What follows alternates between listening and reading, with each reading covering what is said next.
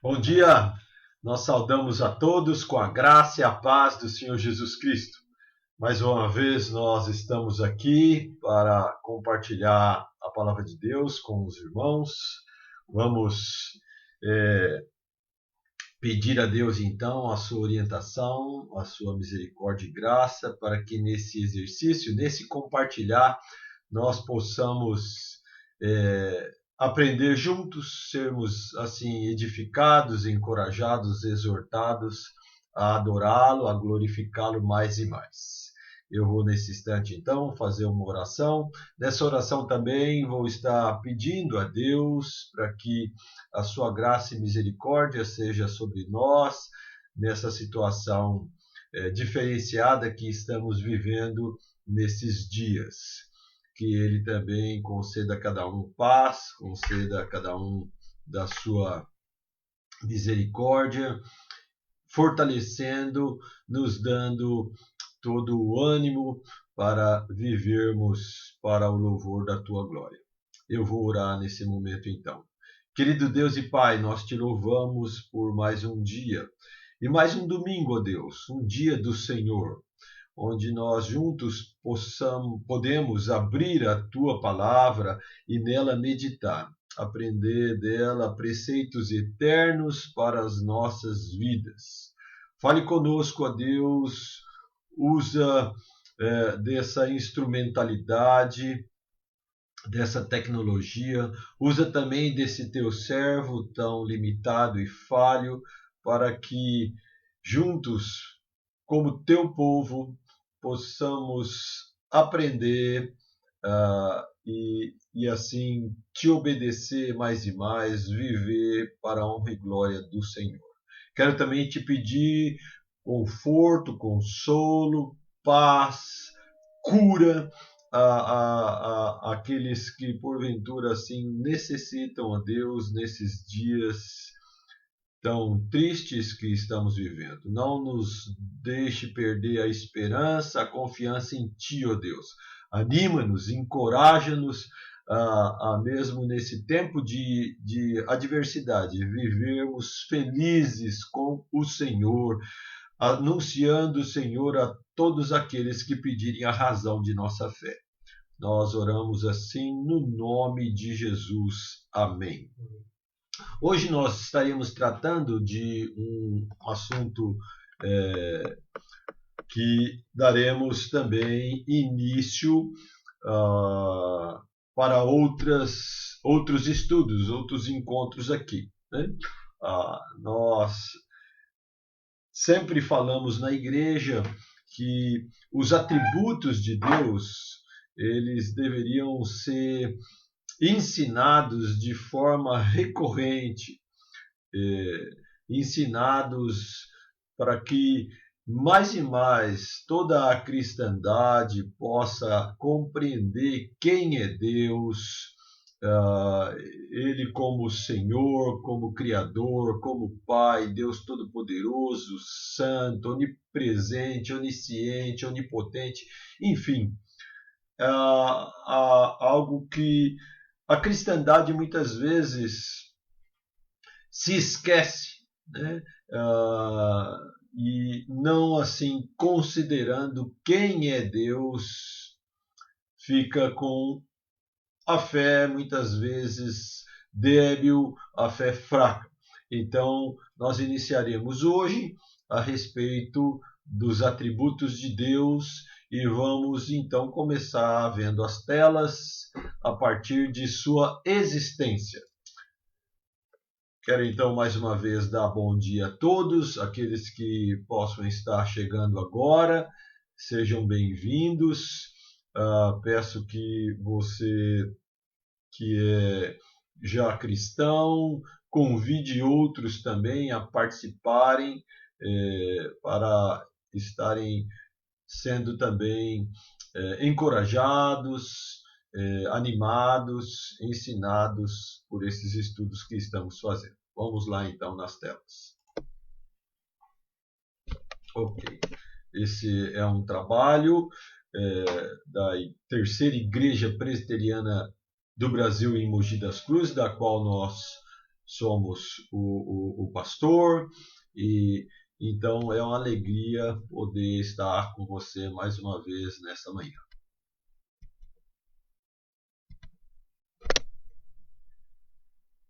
Aqui, a turma toda fazendo um teste, um vestibular, um concurso. Vamos lançar aqui uma pergunta para nós, iniciando assim esse estudo. Se você fosse prestar um concurso, uma prova muito importante, cujo resultado iria mudar radicalmente a sua vida, nessa prova só teria uma questão dissertativa para você responder. Seria o seguinte: defina quem é Deus. Defina quem é Deus. O que você responderia? O que você responderia como um cristão, como aquele que está no caminho, está agora aprendendo a respeito de Deus, da sua palavra? Essa é uma pergunta que é muito importante para nós. E é claro que essa pergunta demanda uma resposta. E essa resposta ela vai definir, não de forma teórica, como compreendemos Deus, mas sim isso vai mudar o norte de nossas vidas, né? Tem que nos encaminhar, nos mover para essa compreensão, né? Então,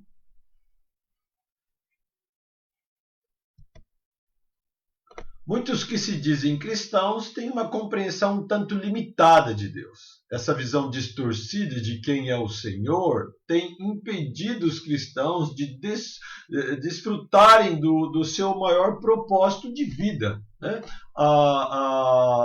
Muitos cristãos, por não compreenderem quem é Deus, não simplesmente conseguirem definir teoricamente quem é Deus, perdem por não desfrutarem daquilo que o propósito pelo qual foram criados, né? Nós temos na nossa primeira pergunta do Catecismo Maior, também do Breve Catecismo, nós vamos falar um pouquinho só a respeito desses símbolos de fé que a igreja usa, no caso a Igreja Presbiteriana do Brasil, tem a sua pergunta: qual é o fim supremo e principal do homem? Ou seja, por que o homem foi criado? Por que o homem existe, né? Então, a resposta está aqui. O fim supremo e principal do homem é glorificar a Deus e gozá-lo para sempre. Ou seja, de que forma nós vamos glorificar a Deus e desfrutar assim de sua existência, de sua companhia, de sua paternidade, de seu conhecimento e poder? Antes precisamos conhecer a Deus, precisamos, mais uma vez, não só de uma forma teórica, mas conhecer a Deus segundo o que ele mesmo se revela, e ele se revela na sua palavra. Vamos ver isso mais adiante. Então tá aqui, vamos lá. O maior erro da humanidade é tentar saber quem é Deus fora da sua palavra, a Bíblia Sagrada.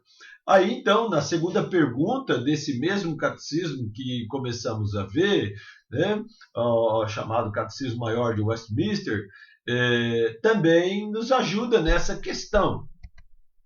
Diz assim, pergunta assim, a segunda pergunta: donde se infere que há um Deus? Né? Quem disse que existe um Deus? Está escrito aonde? Né?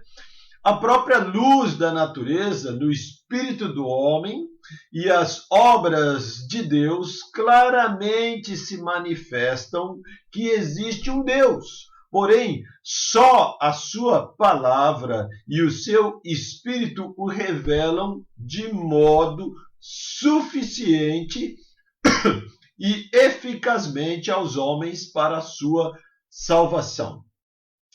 Nós vamos ver alguns textos da palavra de Deus, como por exemplo um dos textos citados aqui, Romanos capítulo 1 fala que 19 e 20 fala que Deus ele se revela naquilo que ele mesmo criou. Toda a natureza vai mostrar Deus. E é claro que para crer nisso, não crer que a natureza, tudo que existe foi um produto de um Big Bang, de uma explosão inicial, ou alguns mais arrojados pensam que veio alguém aqui e plantou tudo isso, fez tudo isso. Não, nós temos como cristãos tentar saber, crer que Deus ele se revelou de forma suficiente e eficaz na sua palavra. Né? E isso, é claro, vai demandar a fé.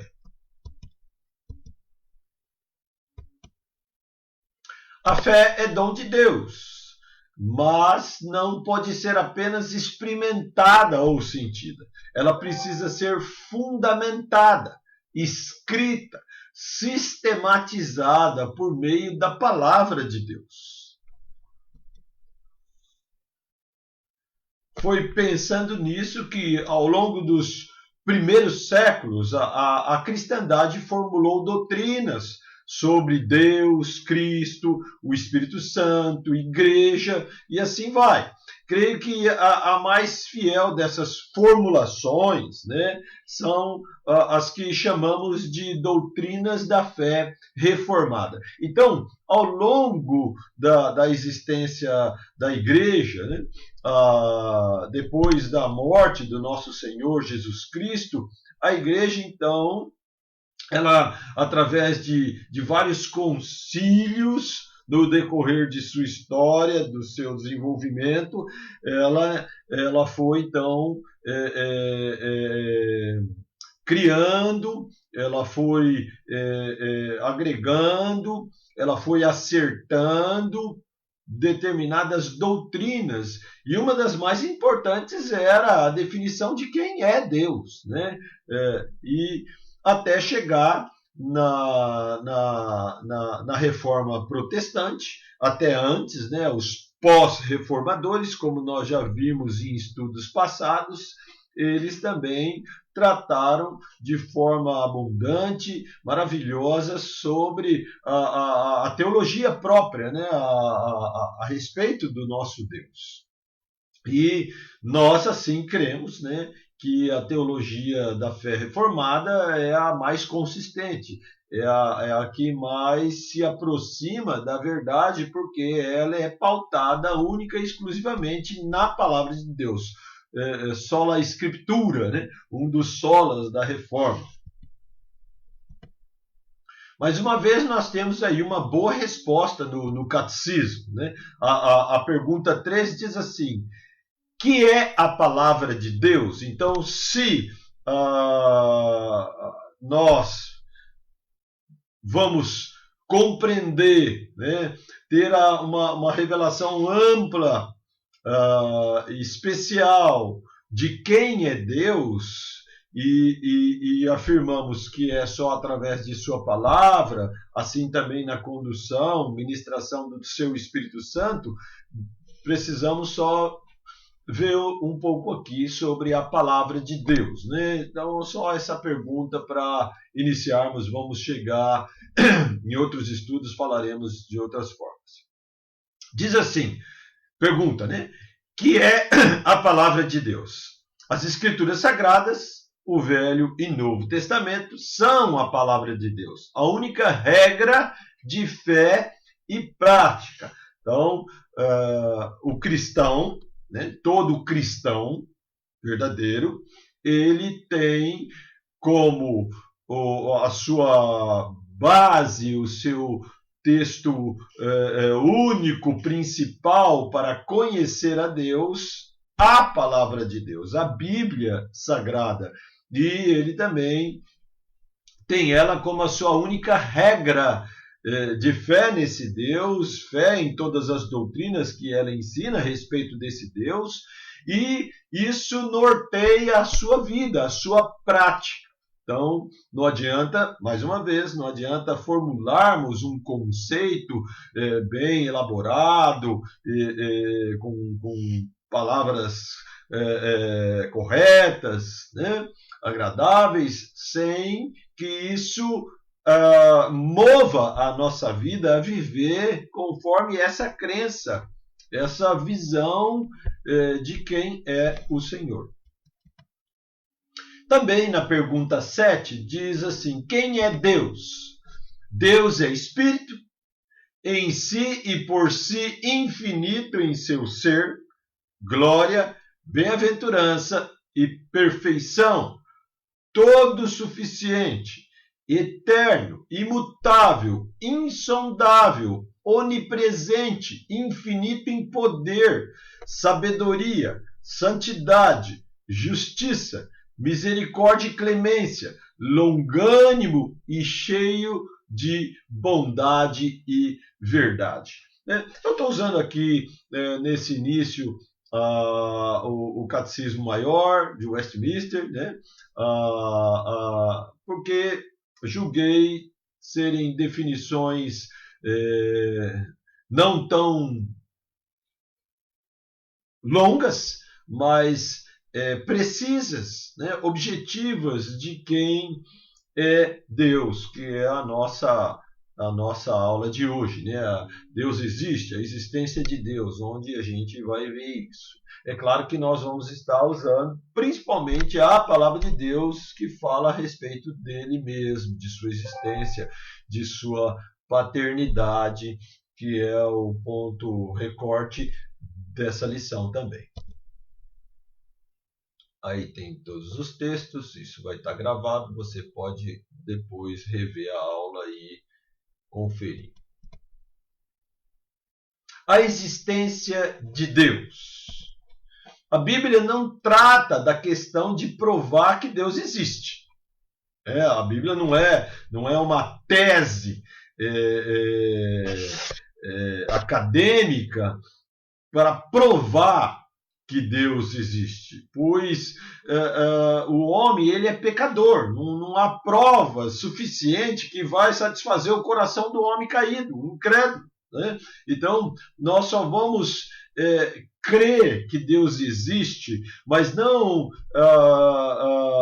crer que Deus existe como um jargão, né? Como muitos, né? Acontece alguma coisa, acontece um acidente, uma situação inesperada, ai meu Deus, ou então algo de bom, graças a Deus, mas realmente sabendo de quem nós estamos falando, né? Porque temos assim não só conhecido, mas também experimentado de sua existência, de sua paternidade, de seu poder, glória, majestade. Então é algo que a Bíblia não vai trazer como um livro de prova, né? Uma questão de olha, Deus existe, está aqui, de forma humana, não vai haver a compreensão da existência de Deus. Só o próprio Deus assim agindo no coração da pessoa através do seu espírito é que vai fazer com que essa realmente conheça, creia que ele existe, que ele é todo-poderoso, que ele é Deus Criador, que ele é Pai. Crer que Deus existe, então, é uma questão de fé, né? É uma questão de fé. E sobre isso, né, eu quero balizar esse estudo pautado na palavra de Deus e nos símbolos de fé de Westminster, como já falamos, com o objetivo de nos encorajar a buscar respostas segundo o que o próprio Senhor, o Senhor Deus, falou de si nas Escrituras Sagradas. Então, nós não vamos pautar esse estudo com muitas teorias ou falas bibliográficas, mas sim vamos estar usando o texto básico, as Escrituras Sagradas, como nos nortearam as perguntas já lidas do breve catecismo de Westminster, né? Então, vamos lá. O autor do livro de Hebreus diz: de fato, sem fé é impossível agradar a Deus, porquanto é necessário que aquele que se aproxima de Deus creia que ele exista e que se torna galardoador dos que o buscam. Então, crer que Deus existe, né, é uma questão de fé. Né? Alguém acorda uma manhã e fala assim: eu quero saber de Deus, eu quero saber se ele realmente existe. É uma questão de fé. E aí, infelizmente, o homem que, como a palavra de Deus diz, na sua natureza pecaminosa, caída, ele perdeu a noção de buscar a Deus sozinho. Daí existem milhares de religião, cada uma apresentando o seu Deus, apresentando Deus da maneira como lhes convém, fora daquilo que o próprio Deus, em sua palavra, revelou. Então, é sempre uma questão de fé, né? E se aproximar dele só realmente crendo que ele existe e assim se revelou através do seu próprio livro, a Bíblia Sagrada. No mundo existem muitos ateus. Não adianta. E muitos, nós não temos ideia. Né? E isso inclui aqueles que, infelizmente, usam a palavra de Deus de forma sem compreender quem é ele. Como já dissemos aqui, dos jargões, né? Graças a Deus, vai com Deus, Deus me livre, e realmente sem terem uma compreensão a respeito de quem estão falando. Mas por que existem muitos ateus? É uma manifestação do pecado, como já dissemos, né? Todo homem, ele nasce pecador e ele destituído está da glória, da presença, da manifestação, dos benefícios de Deus, de quem é Deus, do que ele se revelou. Então, a maneira é uma maneira também, né, porque existem muitos ateus, é uma maneira de fugir às responsabilidades da obediência a Deus. Se Deus é o Deus que se revelou na palavra, na Bíblia, ele então é o supremo, o majestoso, o Senhor da glória, o todo-poderoso, aquele que não há como se colocar um páreo para se comparar a ele, né? Ele é o Senhor Criador, ele é o Deus Pai, ele é o ômega, o fim, ele é aquele que é infinitamente superior a qualquer ser humano.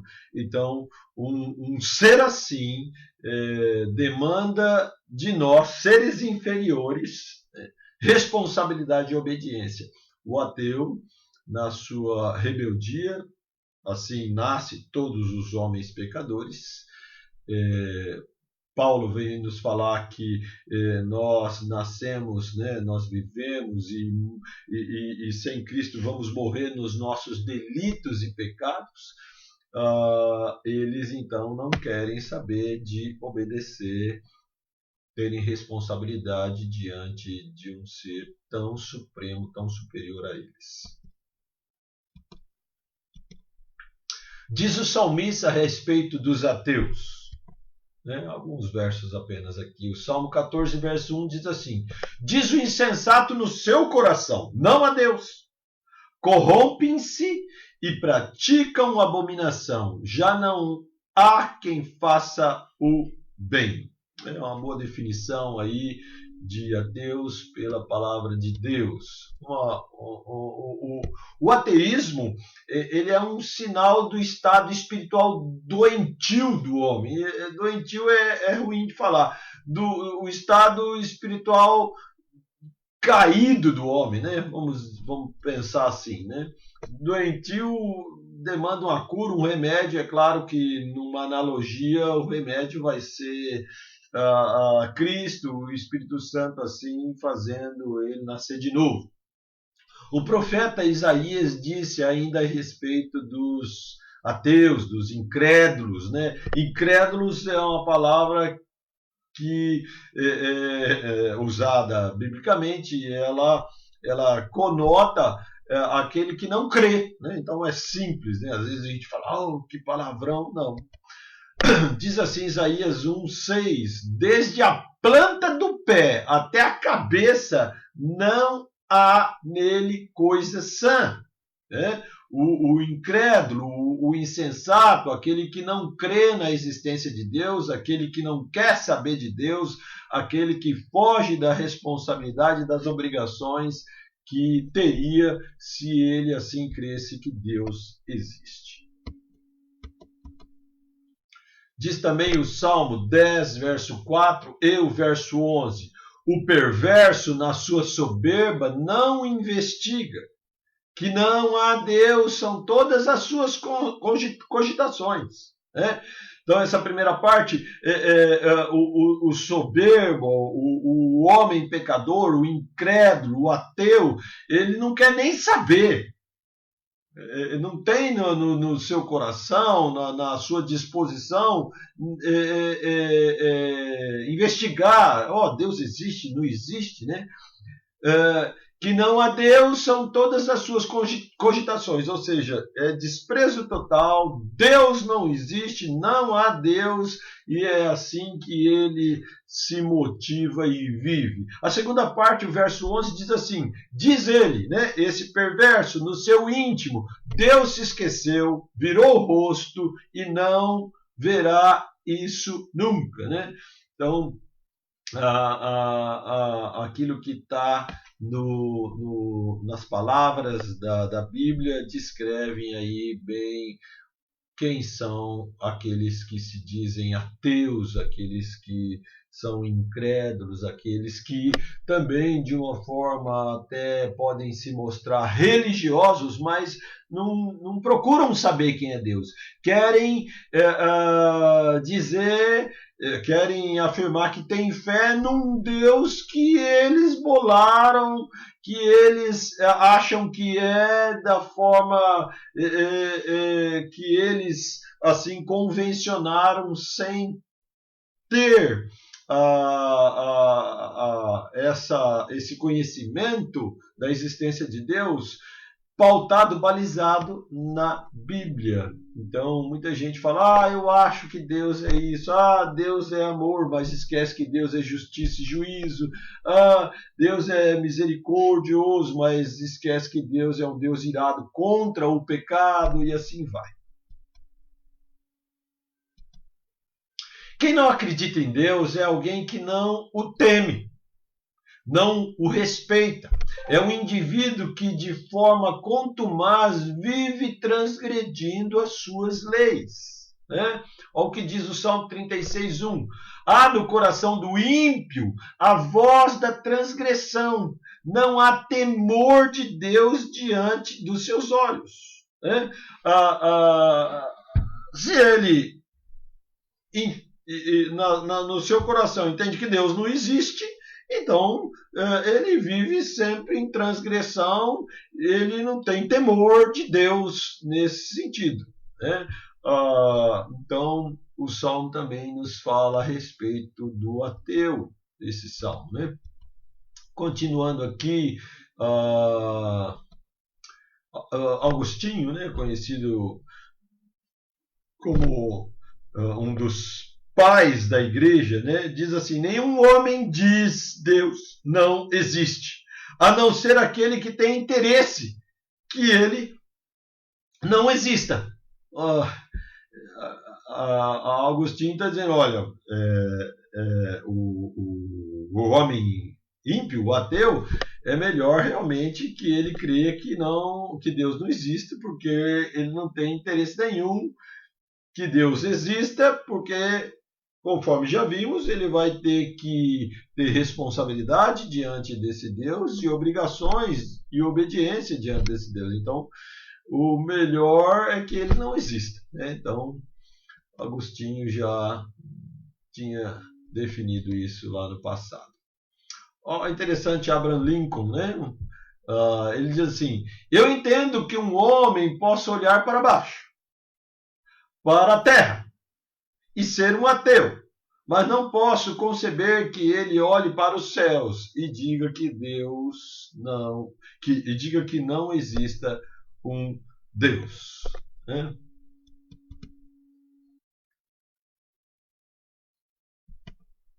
Para darmos seguimento nesse estudo, eu farei uso das primeiras linhas do credo apostólico, né? Credo esse impresso no final da maioria das Bíblias produzidas pela Sociedade Bíblica do Brasil. Então, se você tem uma Bíblia produzida pela Sociedade Bíblica do Brasil, independente da versão que possa ser a sua Bíblia, lá no final, eu creio que na sua Bíblia tem lá o credo apostólico. Seria muito propício, né, decorarmos o credo, lermos o credo todo dia, ensinar às nossas crianças, porque ali também de uma forma sistemática, prática, né, muito aplicativa, temos a confissão, né, a crença de quem é Deus, né? Mas por momento nesse estudo nós vamos tomar só a primeira linha. O credo apostólico então nos diz assim, vamos ler. Creio em Deus Pai Todo-Poderoso, Criador do céu e da terra. Creio em Jesus Cristo, seu único Filho, nosso Senhor, o qual foi concebido por obra do Espírito Santo, nasceu da Virgem Maria, padeceu sob Pôncio Pilatos, foi crucificado e morto sepultado, ressurgiu dos mortos ao terceiro dia, subiu ao céu e está sentado à direita de Deus Pai Todo-Poderoso, de onde há de vir julgar os vivos e os mortos, né? Aí está o credo apostólico. Mais uma vez, leia todo dia esse credo, e tente entendê-lo. É uma síntese maravilhosa da fé cristã, né? Creio também no Espírito Santo, na Santa Igreja Universal, na comunhão dos santos, na remissão dos pecados, na ressurreição do corpo, na vida eterna. Amém. O credo apostólico é o mais conhecido dos credos atribuídos pela tradição aos 12 apóstolos.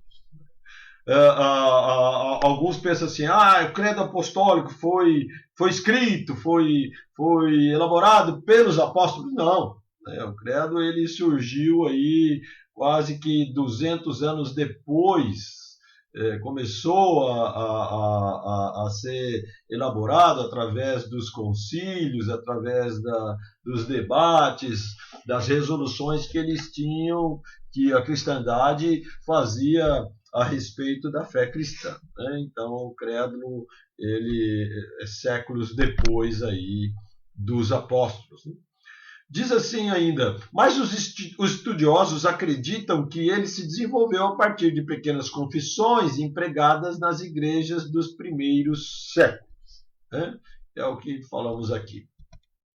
O credo apostólico, assim como os 10 mandamentos e a oração dominical, foi anexado pela Assembleia de Westminster ao catecismo, aquele lá que nós que usamos no início, né? Diz assim, não como se houvesse sido, né, aqui no caso o credo apostólico, eles explicando por que assim colocaram, anexaram aos catecismos, não como se houvesse sido composto pelos apóstolos, ou porque deva ser considerado escritura canônica, mas por ser um breve resumo da fé cristã, por estar de acordo com a palavra de Deus e por ser aceito desde a antiguidade pelas igrejas de Cristo. Então, aí um dos motivos porque a Assembleia de Westminster incluiu o credo apostólico nos seus catecismos.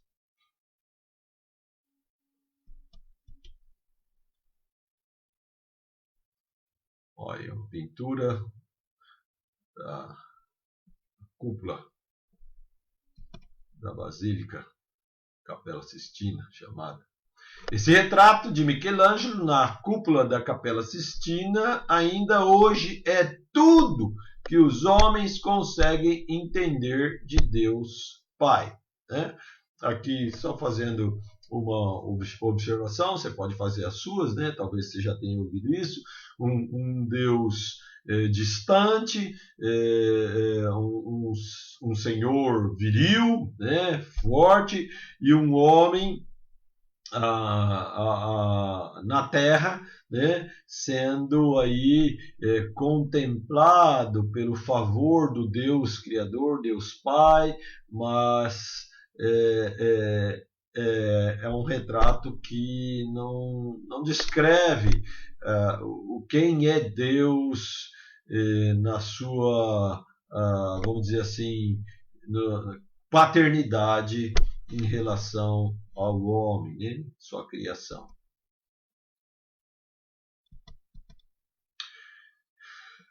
Creio em Deus Pai, descreve então, que é o início do credo apostólico, descreve a relação entre Deus e sua criação, né? Sabemos que Deus tem uma relação diferenciada com o homem.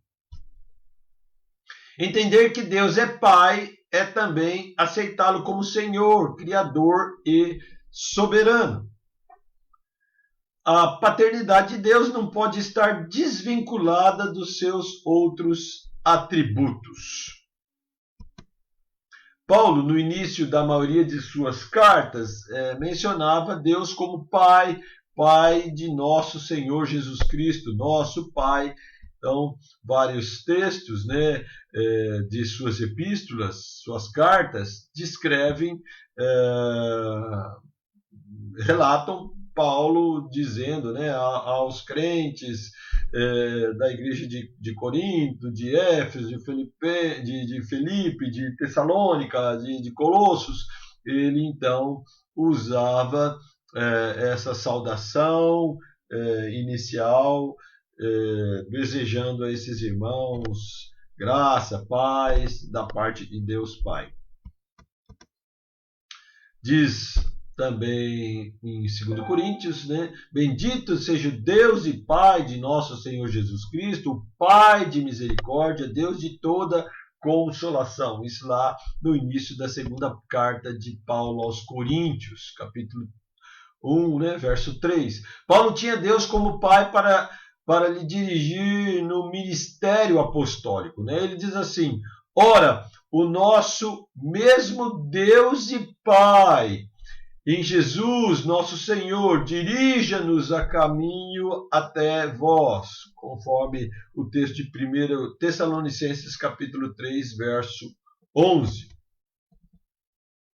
Vem também mais um texto onde agora o apóstolo Tiago, meio-irmão de Jesus, ensinando sobre o uso de nossa língua, né? Ele diz, né, ensina-nos: com ela, com a língua, bendizemos ao Senhor e Pai. Também com ela amaldiçoamos os homens feitos à semelhança de Deus. Paulo, finalizando suas cartas, também citava Deus como Pai, né? Ora, o nosso Deus e Pai, seja glória pelos séculos dos séculos. Amém. Tá? Registrado em Filipenses, carta de Paulo aos Filipenses, capítulo 4, verso 20. Estamos então seguindo a respeito da existência de Deus, né? agora focados na primeira linha, primeira parte do credo apostólico, que diz: creio em Deus Pai. Né? Crer na existência de Deus, mas não entender que Ele é Pai, fica muito difícil. Nossa filiação com Deus é um ato de sua livre graça e deve ser refletida pelo prisma de como o Senhor se revela a nós por meio das Santas Escrituras. Ninguém pode dizer que Deus é Pai sem compreender e aceitar os termos de como Ele nos criou, adotou e registrou. Então, dizer que Deus é Pai sem compreender os critérios, o pacto, a aliança, os decretos, como Deus assim disse que Ele é Criador e Pai, não é crer em Deus, né? Pelo menos no Deus revelado na Bíblia, que é o único Deus, né? Gênesis, então, desde o seu início, vai nos dizer quem é esse Deus criador e de que forma especial Ele criou a nós, seres humanos. Diz assim o texto de Gênesis capítulo 1, verso 26 e 27. Também disse Deus: façamos o homem à nossa imagem, conforme a nossa semelhança. Tenha ele domínio sobre os peixes do mar, sobre as aves dos céus, sobre os animais domésticos, sobre toda a terra e sobre todos os répteis que rastejam pela terra. Criou Deus, pois, o homem à sua imagem. A imagem de Deus o criou. Homem e mulher os criou. Então, Deus, que declaramos e pela fé cremos que existe, Ele é Deus Criador. Criador de todo o universo e criador, assim, do homem, que Ele fez de forma especial, ímpar, né? Em relação aos outros seres viventes, como os animais, todas as espécies. Ele criou o homem à sua imagem e semelhança, denotando aqui que ele é, nesse sentido, Deus Pai Criador.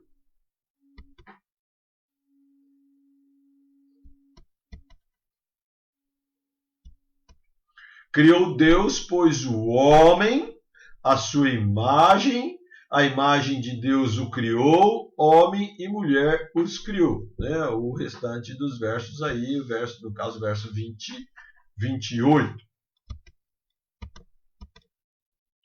Os profetas de Deus, quando queriam falar ou repreender o povo, mencionavam Deus como Pai de todos, né?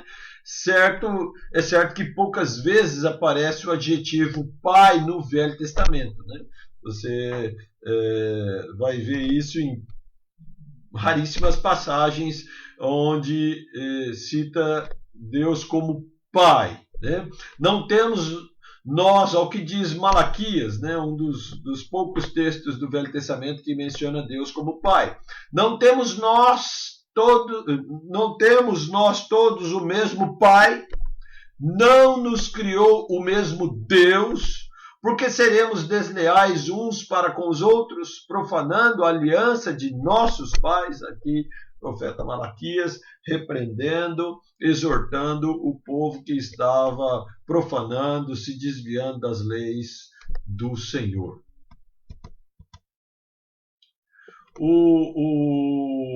A Confissão de Fé de Westminster, né, lá no seu capítulo 4, se não me engano, que fala sobre a criação, ele tem nesse segundo ponto que eu quero aqui ler para vocês. Diz assim: depois de haver feito as outras criaturas, Deus criou o homem, macho e fêmea. com almas racionais e imortais, e dotou-as de inteligência, retidão e perfeita santidade, segundo a sua própria imagem, tendo a lei de Deus escrita em seus corações e o poder de cumpri-la, mas com a possibilidade de transgredi-la, sendo deixados à liberdade da sua própria vontade, que era mutável. Além dessa essa lei escrita em seus corações, receberam o preceito de não comerem da árvore da ciência do bem e do mal. Enquanto obedeceram este preceito, foram felizes em sua comunhão com Deus e tiveram domínio sobre as criaturas. Então, aí a Confissão de Fé de Westminster, no seu capítulo 4, que fala sobre a criação, no seu ponto 2, né? Forma também sistemática, muito apropriada, nos fala a respeito de quando Deus criou os seres humanos. O grande teólogo americano Alden Wilson, né, conhecido por muitos como A.W. Tozer, em sua obra Mais Perto de Deus, editora Mundo Cristão, ele vai dizer assim: o mais portentoso fato a respeito de qualquer homem não é o que poderá dizer ou fazer em um dado momento, mas sim a imagem que leva de Deus no fundo do seu coração. Eu comungo dessa afirmação, dessa frase, que mesmo o homem tendo pecado, tornado-se assim morto espiritualmente, ou seja, sem a capacidade de reconhecer a existência de Deus, sem a capacidade de conhecer Deus como antes da queda, ele ainda, na sua imagem e semelhança, a imagem e semelhança que ele leva de Deus, lá no fundo do seu coração, ele sabe que Deus existe. Né? Como vimos lá anteriormente, o ateu não quer saber de Deus, que Deus existe, porque ele vai ter, então, responsabilidades e obrigação. Isso por si só descreve que ele crê que Deus existe. Mas ele, como insensato, como incrédulo, como ímpio, como perverso, vários adjetivos descritos na Bíblia, ele não tem medo, ele não tem o temor do Senhor, ele não tem o respeito, ele não tem a consideração, ele assim não adora, não glorifica, não reconhece nada como não reconhece o Senhor em nada de sua vida, né? Lembro aqui de um outro pensamento, esse de um cristão matemático do passado, Pascal, né, nas suas teorias matemáticas, né? Pascal, se não me engano, ele diz que, referindo-se, né, a expressões matemáticas, né? Lembra lá que nós aprendimos, né, conjuntos, né, um conjunto que tem alguns elementos dentro e tal, e tinha lá o conjunto vazio. Então, vamos ver se eu me lembro aqui. Ele diz que há no coração humano um conjunto vazio que só Deus, só Jesus pode preencher. É mais ou menos isso. Muito, muito interessante essa afirmação, essa frase de Pascal. O homem foi criado semelhante a Deus quanto à perfeição e integridade, né? Como vimos, a integridade de sua natureza. Isso inclui, né, conhecimento. Então, o homem, quando criado à imagem e semelhança de Deus, ele tinha conhecimento de quem era Deus, né? O seu Criador, seu Pai, o seu Senhor, o seu mantenedor, abençoador. É interessante lá lendo Gênesis, né, um bom livro para todos aqueles que querem saber da existência de Deus, né? Diz o texto que na viração do dia Deus vinha ter com Adão, né, conversar com Adão. E isso é muito lindo, não só poético, mas é uma narrativa que nos ensina que Deus tinha um relacionamento pleno, né, com Adão, né, o seu filho, podemos dizer assim, criado à sua imagem e semelhança, né? Só que depois da queda isso se perdeu. Então, a questão de que Deus criou o homem à sua imagem e semelhança demanda esse conhecimento, como diz Paulo em Colossenses capítulo 3, e vos revestis do novo homem que se faz para o pleno conhecimento, segundo a imagem daquele que o criou. Aqui Paulo falando aos filipenses, né, onde através de Jesus Cristo, da fé, da crença em sua obra salvífica, ele então está restaurando, né, trazendo novamente aqueles que nele creem aquela imagem e semelhança que nos faz crer e se relacionar com Deus como antes os nossos primeiros pais.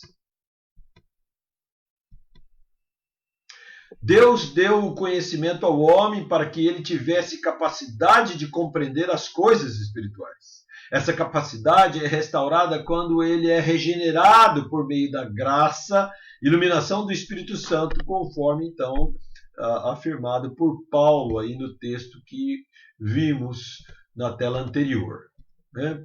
E assim, então, em Cristo, em Jesus Cristo, nós fomos feitos filhos de Deus.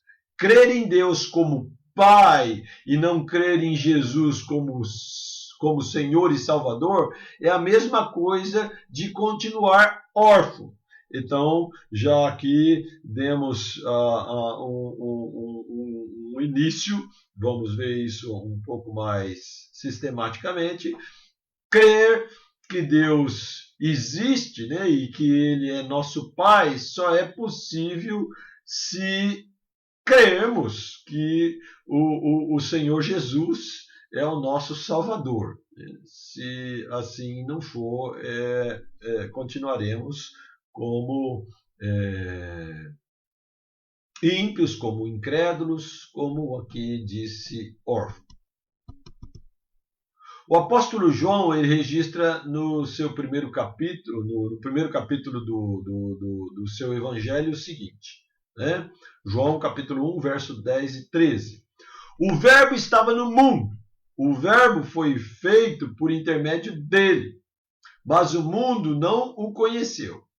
Veio para o que era seu e os seus não o receberam, mas todos quanto o receberam, deu-lhes o poder de serem feitos filhos de Deus, a saber, aos que creem no seu nome, os quais não nasceram do sangue, nem da vontade da carne, nem da vontade do homem, mas de Deus. Então, aqui nós temos que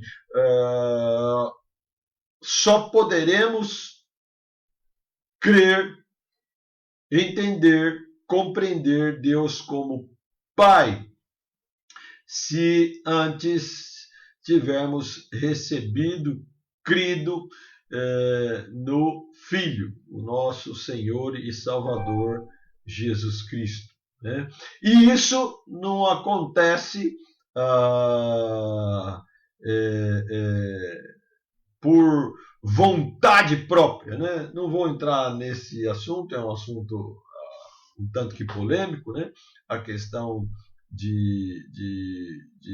o homem ter a capacidade de crer por si só, mas aqui nesse verso de João já fecha a questão que não é por vontade humana, né? Descrito aqui os que creem em seu nome, os quais não nasceram do sangue, ou seja, todo mundo nasce como carne humana, né? Não é da vontade do próprio homem, vontade de sua carne, do seu ser, mas é pela vontade de Deus que o homem vai crer e que assim seremos feitos filhos de Deus.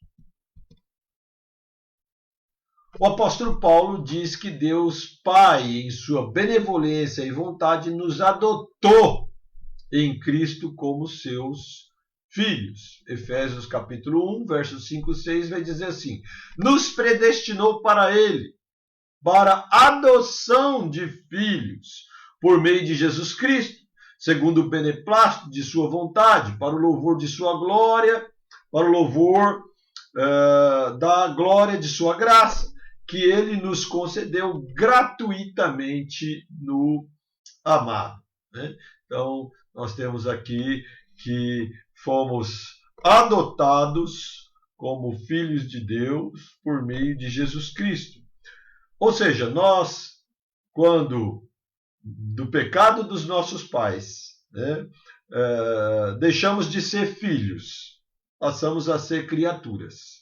Eu sei que talvez para vocês, ou alguns de vocês, isso soe mal, mas essa é a verdade. O homem, feito à imagem e semelhança de Deus, ele tinha, assim, então, toda a capacidade de reconhecer a Deus, de falar com Deus, se relacionar com Deus, mas ele perdeu essa condição, se tornou morto espiritualmente para Deus quando pecou. Né? E assim nascem, assim são todos os homens, daí terem que crer no Senhor Jesus, serem assim adotados como filhos por meio do Senhor Jesus. A pergunta 34 do Catecismo Menor agora, né? O que é adoção? Diz assim: adoção é um ato da livre graça de Deus. Temos o direito a todos os seus privilégios. Então, é Deus quem nos adota. Né? O aspecto da paternidade de Deus. Né? Agora, de uma forma mais prática, vamos ver aí, sem ver, é claro, todos os versos, senão não terminaríamos o nosso estudo aqui, mas Deus que tipo de pai? Né? Para aqueles que creem nele. Ele é um pai glorioso, né? É um pai que não só tem a sua própria glória, mas que também cabe a nós glorificá-lo, adorá-lo, obedecê-lo, amá-lo como Deus Pai, Pai glorioso. Ele é santo, né? A Bíblia, em várias citações, diz que Deus é santo. Ele, nesse sentido, não comunga, não se relaciona com pecadores que não foram por ele mesmo santificados, justificados, mesmo que esses pecadores continuem pecadores. Daí, então, nós só podemos nos relacionar com Deus que é santo, que é puro, que não tem pecado nenhum e nem possibilidade nenhuma de pecar. Nós só temos a capacidade de reconhecê-lo como Pai, Pai Santo, por meio de Jesus Cristo, que em Jesus Cristo, por Jesus Cristo, nós fomos santificados e assim podemos ter um relacionamento com Deus como nosso Pai. Ele é justo, né? Nada que Deus faça, por mais que nós possamos aí pensar em diversas questões da vida, das coisas, descaracteriza Deus como justo, né?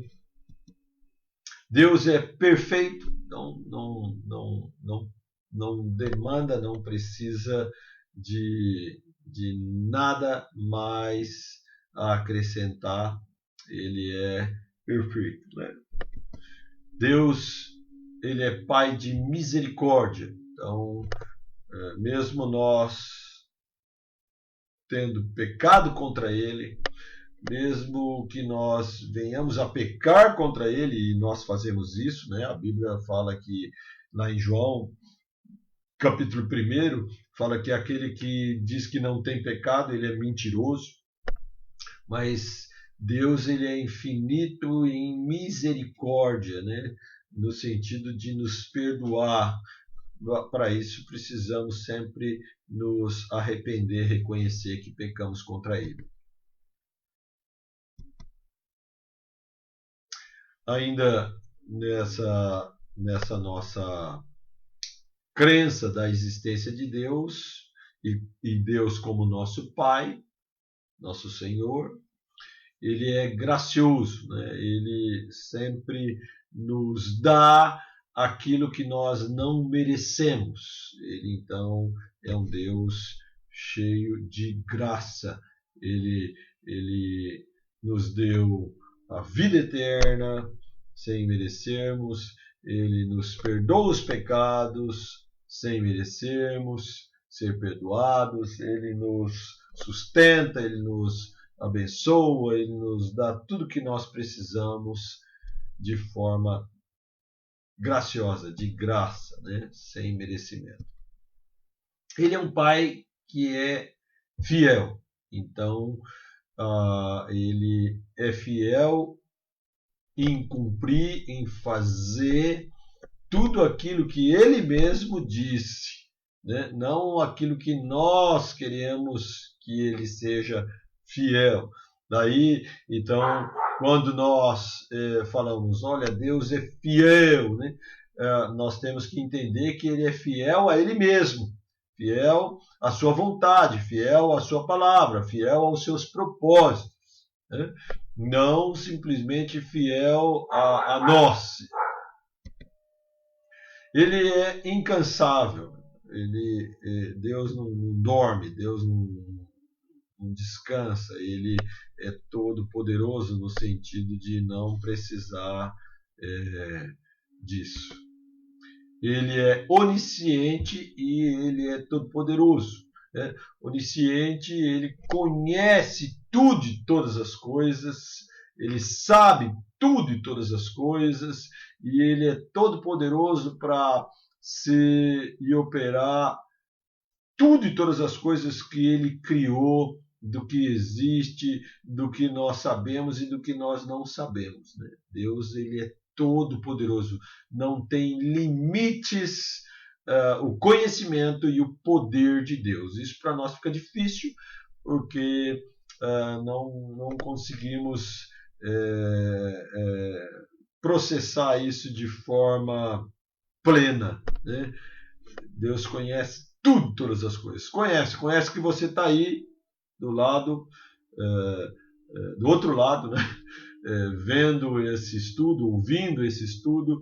Ele sabe de sua vida, ele sabe de suas intenções, ele sabe dos seus anseios, dos seus medos, dos seus sonhos. Deus sabe, conhece tudo, todas as coisas, e ele é poderoso para também mudar a sua vida, para te conduzir a ele, para fazer aquilo que ele quer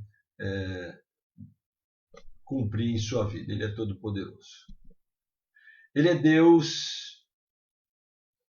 Pai autoexistente. Então, ele sempre existiu, né? Ele não tem uma definição de início. Quem criou Deus, quem é o Pai de Deus? Não, ele é e sempre foi autoexistente.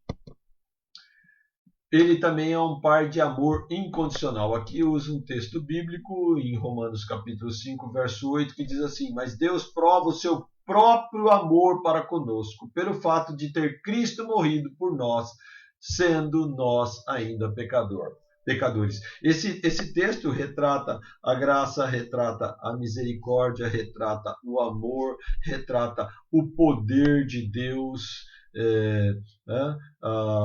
o conhecimento de Deus de nossas necessidades. É um pai de amor incondicional. Critérios, então, de nossa filiação. Então, se nós cremos na existência de Deus, devemos crer que Ele é Deus Pai. E isso nos leva, nos movimenta a fazer o quê? Qual é a nossa parte nisso tudo, nessa crença, nessa fé? Nascer de novo. Nascer de novo, como Jesus fala quando conversa com um grande religioso chamado Nicodemos, e ele fala: Nicodemos, tudo bem, você crê em Deus, né? Ele cria no Deus da forma como o Velho Testamento se revelava, e ele então também, por causa do pecado de sua vida, né, o pecado do povo de Deus, o pecado de todos, eles passaram a crer em Deus e na salvação com base na sua performance religiosa. E Jesus fala assim: olha, esquece, nada disso, é necessário nascer de novo, né? Nascer de novo, crer em Jesus, e isso vinha da parte do próprio Deus, né? Daí, se você quer realmente ser uma nova pessoa, ser um filho de Deus, cabe a você e a mim, primeiro, pedir, suplicar a Deus que Ele nos dê o novo nascimento por meio de Cristo Jesus. Porque se de outra forma não acontecer, seremos apenas religiosos, quer em qualquer religião que possamos frequentar. E aí, nesse sentido, uma vez tocados pelo Espírito Santo, o texto anterior, que fala do novo nascimento, Jesus diz que o Espírito sopra onde quer. Então, cabe a nós suplicar, pedir a Deus, se ainda não somos filhos salvos, que o Espírito Santo toque o nosso coração, e assim vamos receber, crer em Jesus como nosso Salvador, na sua obra redentora. E aí a fé nele, né? A fé em Jesus. Quais são as evidências dessa nossa filiação, né? Crer que Deus existe, que Ele é Pai, e somos agora seus filhos, nascidos de novo em Cristo Jesus, porque Ele mesmo nos tocou com o seu Espírito Santo. Agora, isso tem que ser visto por nós mesmos, pelos outros e pelo próprio Deus, que tudo vê e tudo sabe, né? Nós devemos, então, ser guiados pelo Espírito Santo, não guiados por sabedoria humana, por qualquer outro conhecimento, e assim, é claro, guiados no todo da nossa vida, do nosso relacionamento com Deus primeiro, do nosso relacionamento com os seres humanos, da nossa visão, da nossa cosmovisão cristã, assunto que nós vamos também tratar logo mais em outros estudos, né? A evidência de nossa filiação, o testemunho interno do Espírito em nós, né? O Espírito de Deus, ele testifica, ele fala aos nossos corações que nós somos filhos. E isso é algo pessoal de cada um, né? Não é simplesmente uma questão de se sentir filho de Deus, Eu arrisco dizer que é mais do que isso, é se ver um filho de Deus, porque ama Deus, ama a sua palavra, ama a obra e crê na obra de Jesus Cristo, ama ao próximo como a si mesmo. Então, esse testemunho interno do Espírito em nós, né? Aí teremos também a confirmação de que nós cremos que Deus existe, cremos que Deus é nosso Pai, se nós tivermos a manifestação do fruto do Espírito, né? Relatado lá em Gálatas capítulo 5, verso 28, 22, 23, né?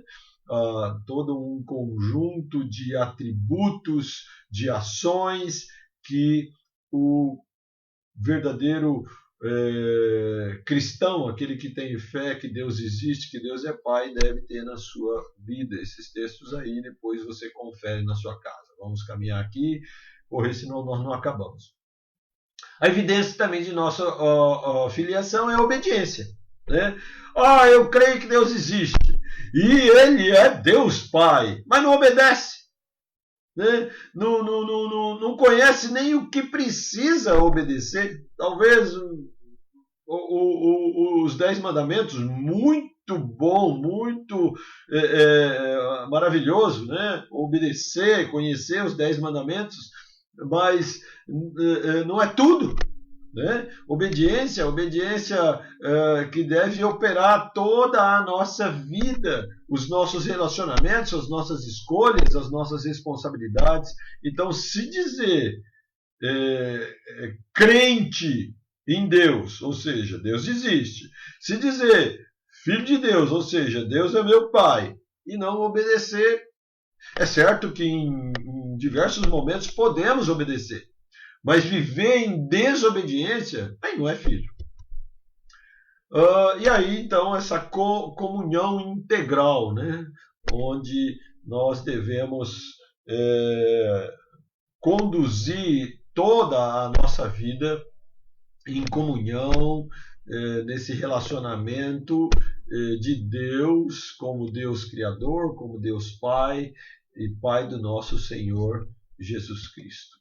E o exercício da disciplina de Deus, ou seja, Hebreus vai nos falar que, como filhos de Deus, então cremos que Deus existe, que Ele é nosso Pai, e que Ele então é um Pai justo, santo, perfeito, todo-poderoso.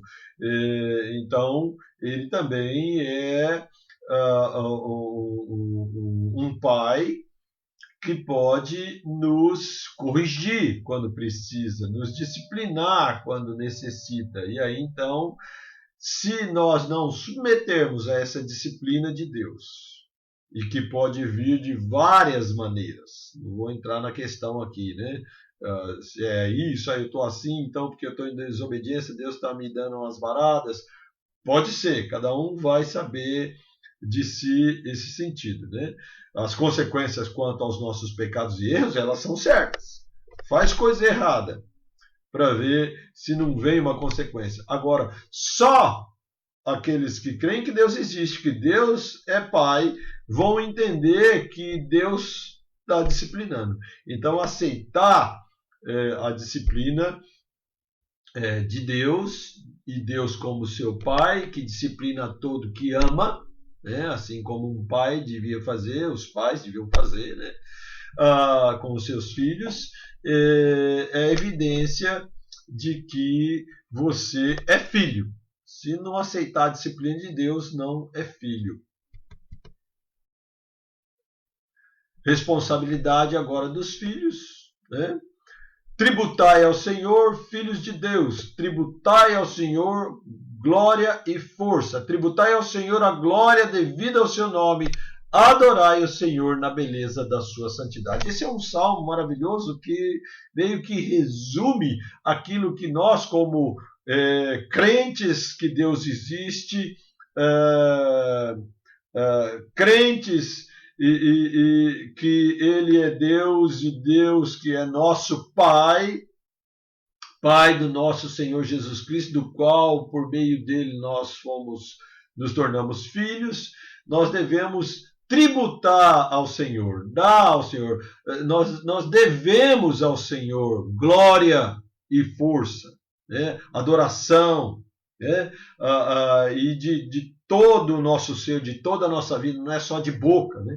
E vem de novo tributar ao Senhor glória que devida ao seu nome. O nome de Deus é santo, o nome de Deus retrata que ele é o Deus criador do céu e da terra, nosso criador, criou todos nós à sua imagem e semelhança, é um Deus infinito, cheio de glória, de poder. Então nós devemos adorar ao Senhor sempre em nossas vidas. Nossa responsabilidade. Uma outra aqui, agora no Novo Testamento, segundo Paulo aos Filipenses, capítulo 2, verso 14 e 15. Fazei tudo sem murmuração nem contendas, porque vos torneis irrepreensíveis e sinceros, filhos de Deus, inculpáveis no meio de uma geração pervertida e corrupta, na qual resplandeceis como luzeiros no mundo. Então, nós devemos a Deus como seus filhos que creem na sua existência, dele como nosso Pai. Nós devemos ser inculpáveis nessa terra. De novo, uma grande responsabilidade e também privilégio que temos. É certo que vamos pecar, porque ainda somos pecadores, teremos sim só o nosso corpo transformado quando ele voltar, mas não é por causa disso que aqui vivendo, conhecendo, crendo que Deus existe, que ele é nosso Pai, que por meio de Jesus nos tornamos seus filhos e que Jesus foi o exemplo maior de inculpabilidade, de santidade, nós também não devemos nos esforçar em fazer a nossa parte de sermos santos, inculpáveis nesse mundão que a gente vive, um mundo tão cheio de mentira, tão cheio de pecado, não é mesmo? Vamos lá então. Assim brilhe também a vossa luz diante dos homens, para que vejam as vossas boas obras e glorifiquem o vosso Pai que estás nos céus. Aqui a próprias palavras do Senhor Jesus no Sermão do Monte, né? Mateus capítulo 5, verso 16, capítulo 5, verso 16. Glorificar o vosso Pai que está nos céus. Ficamos então por aqui. Domingo que vem nós continuaremos com o seguinte tópico: Deus Criador. Então hoje nós vimos que Deus existe e através do credo apostólico que Deus existe, que ele é nosso Pai. Ainda usando a primeira linha lá do credo apostólico, domingo que vem vamos ver que Deus é Criador, né? Até mais à noite, às 19h30, onde nós traremos uma mensagem sobre perdão, né? Não perca, nós vamos então nos encontrar à noite. Mas eu tenho também aqui um aviso para você, não vai embora, né? Um convite. Na segunda-feira, essa segunda-feira agora, às 20h, nós vamos apresentar uma live ao vivo com um tema muito interessante, né? Um tema muito propício, né?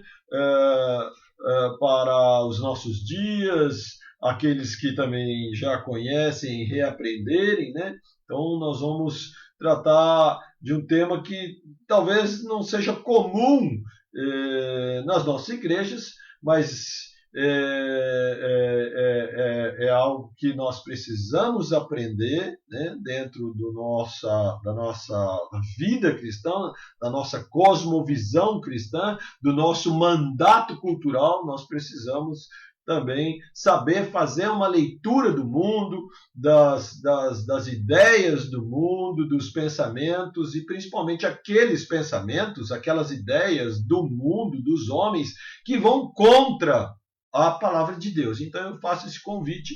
O seguinte tema é esse aqui, né? Pode um cristão flertar com o socialismo? Então, nós vamos tratar desse tema na segunda-feira, dia 18, às 20 horas, uma transmissão pelo YouTube. Não vai ser por esse canal aqui do Facebook, vai ser pelo YouTube. Escolhemos o YouTube um pouco melhor em algumas questões, né? E nós vamos estar lidando com esse tema. Pode um cristão flertar com o socialismo? Juntamente com o professor, o reverendo Alfredo de Souza, né? Ele é professor de metodologia, filosofia, teoria da história na Universidade Federal de Roraima, né? Então, ele que tem lidado bastante com esse tema, tem muita experiência. Nós vamos aí fazer algumas perguntas para ele sobre esse tema que estaremos abordando na segunda-feira, né? Então, ele aqui só um breve currículo dele, né? O reverendo pastor Alfredo Souza, nosso colega, ministro da Igreja Presbiteriana do Brasil há 30 anos, lá em Roraima, né? Ele também, aí para os presbiterianos, né? Ele é presidente do Presbitério do Estado de Roraima e também presidente do Sínodo Setentrional de Roraima, né? Ele também é secretário da Junta de Educação Teológica, JET, né? Da Igreja Presbiteriana do Brasil. Ele, há 27 anos, é professor de metodologia, filosofia e teoria da história na Universidade Federal de Roraima. Então fica aí esse convite para você. Vai ser um acesso livre, né, no YouTube, já com horário marcado. Então só a partir das 20 horas o YouTube nesse link aí vai liberar para estarmos juntos. Pode então convidar outros amigos cristãos, não cristãos. Nós estaremos tratando desse tema com o reverendo Alfredo Souza. Nos despedimos aqui. Queremos agradecer aí a sua participação, sua paciência, sua consideração, que esse estudo possa despertar você, motivar você, encorajar você a conhecer um pouco mais sobre o nosso Deus e Pai do nosso Senhor Jesus Cristo, nosso Pai. Que Deus te abençoe, tenha um restante de domingo abençoado, juntamente aí com a sua família, um bom almoço e até a noite, onde estaremos ministrando a mensagem sobre perdão, à noite às 19h30. Até lá, muito obrigado.